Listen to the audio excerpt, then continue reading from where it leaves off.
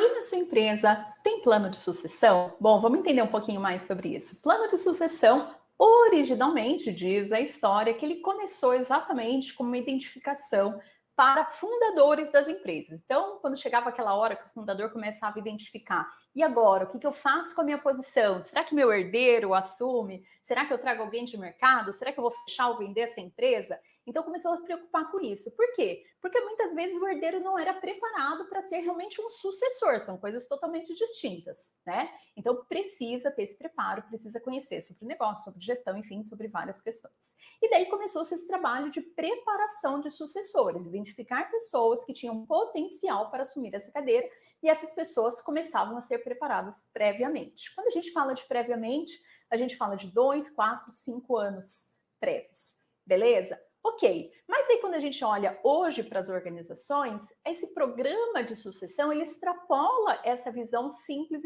e direta dos altos executivos. Então, quando a gente fala hoje em programas de sucessão, sim, a gente olha para a liderança, tanto que muitas empresas hoje têm programas, por exemplo, de trainee, que são programas de sucessão, onde você começa a preparar os futuros gestores que irão assumir essas posições futuramente. Então, programas de trainee também têm essa visão.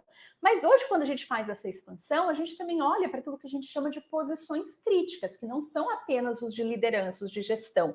Até porque tem alguns gestores que você consegue, por exemplo, formar mais rapidamente alguém do time ou encontrar pronto no mercado, né? Mas algumas posições críticas acontecem, por exemplo, hoje na área técnica. Então, tem profissões que você não consegue achar no mercado, ou quando você acha, o valor dessa pessoa para você trazer para a organização é muito acima daquilo que você tem disponibilidade no orçamento. Então, o que a gente precisa identificar? Quais são as competências core, né, para a organização, para o negócio? Quais são aquelas competências que a gente realmente precisa para que a organização não pare, para que a organização tenha ali sua sustentabilidade, e também identificar as pessoas que têm potencial para essas posições críticas dentro de áreas técnicas, dentro de áreas que requer ali um cuidado maior.